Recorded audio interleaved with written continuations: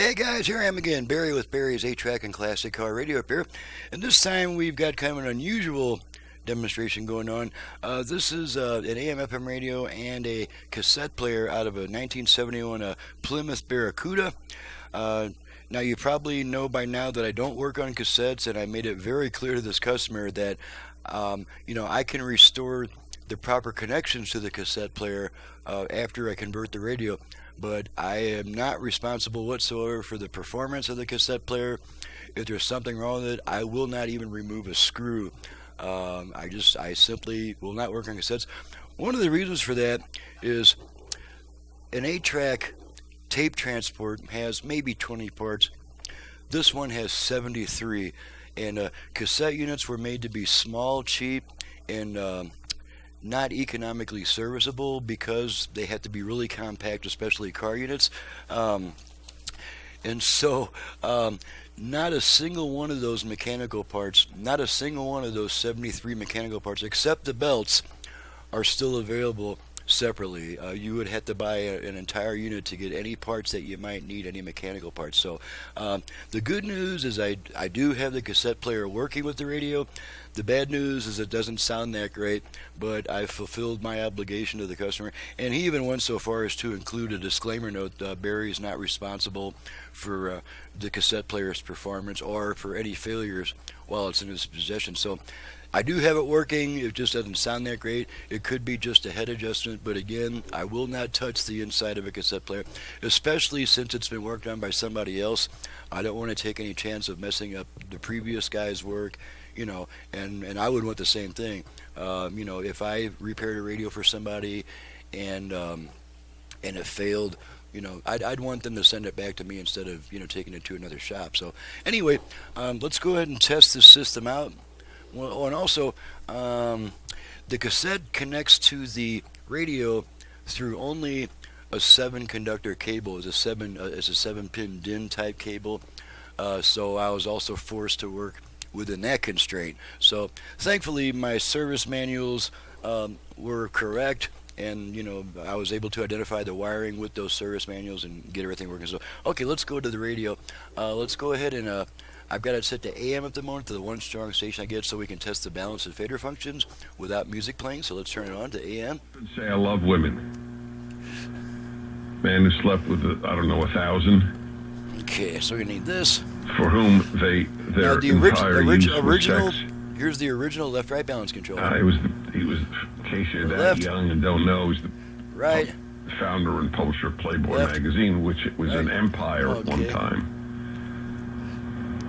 Okay, and, that was, since this is now a 4-speaker radio, it has 4 speaker outputs now, with a heck of a lot more output power because we went with a new harness.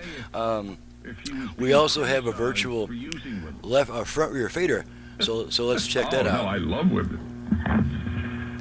Yes, especially. Here we go. Unclothed. Oop, try it again. That's really quite. Fader there adjust. we go. Come on, speak quickly. Analyze Front, these rear, phrases. all the way front. Say something quickly. Sam in Colorado Springs. Okay, Hello. and rear.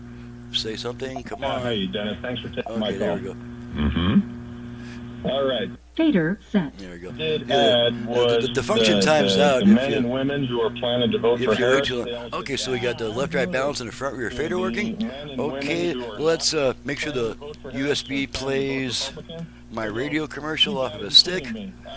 Hell no. By the way, the customer requested the USB, so let's make sure that works. Having fun, driving my classic ride, got a Mustang, buddy, it's a 60 Okay, so there's that.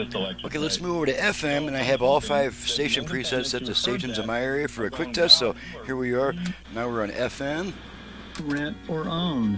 Hi, I'm Chuck Bentley. In local and state rate.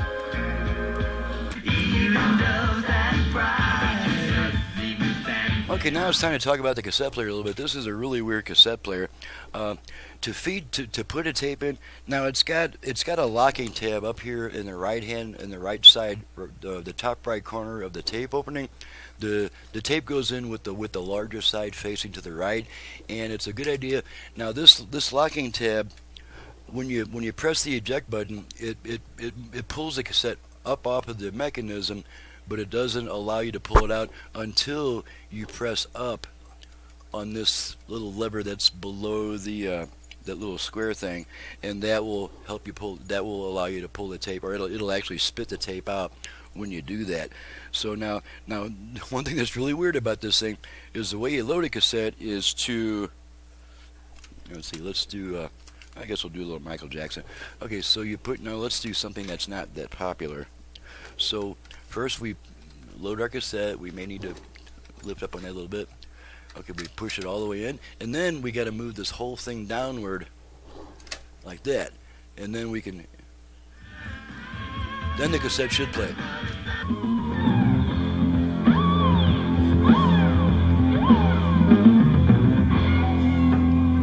Now, as you can see, it sounds pretty dull.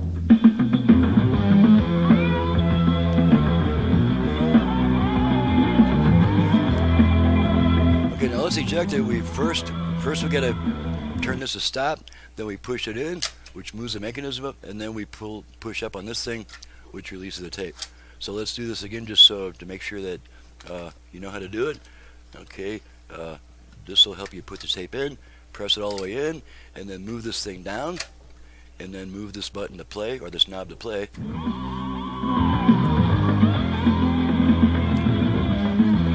Okay, now I'm going to eject this tape. Push the button and then do that. Now another thing too is that the radio will wait 20 seconds before coming back on after you remove the cassette. That's because since I'm not about to go inside the cassette player to make the connection to make the radio come back immediately again, I will not open the cassette player.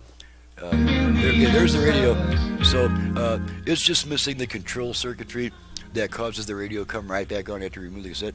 Now the cassette may not sound that bad because I'm also going to play a little bit of Michael Jackson here. Very, very short duration because this is obviously a very heavily copyrighted piece of material.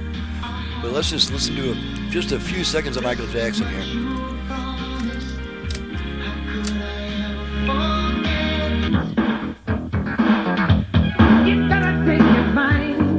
Okay, and that's all I'm willing to play on a copyrighted Michael Jackson tape.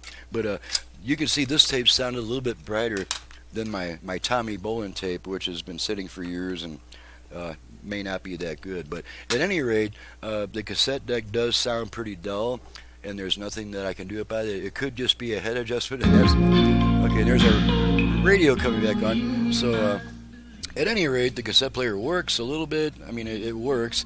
It just doesn't sound all that great. Through car speakers, it might sound a little bit brighter. Just depends on what kind of speaker he's got. So at any rate, let's make sure the dial light works. Yeah, you can see that dial light flashing on and off. It's kind of a soft green glow there when I press and release the button. So okay, so my obligations is completely fulfilled. I made it very clear to the customer that I cannot guarantee the cassette will work. Number one, because it was worked on by somebody else before. I don't know what he did to it. And then number two, these DIN cables are in pretty bad shape. The connector on the cassette is damaged, so you got to be really careful how to plug it in. And it's just basically, did the best I could with what I had to work with. So that's all I can do. So I'm Barry with Barry's 8-Track and Classic Car Radio Repair. And again, I don't work on cassettes.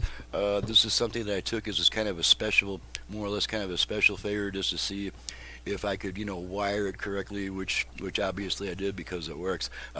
So that's all we can really do with this one. So I'm Barry with Barry's 8-Track and Classic Car Radio Repair. I'm not Barry with Barry's Cassette Player Repair and Classic Car Radio Repair. Barry's 8-Track Repair. I really don't mess with cassettes at all. This was a special thing. So to reach me for service, please visit the website in the description below, and please download and print a work order off that website.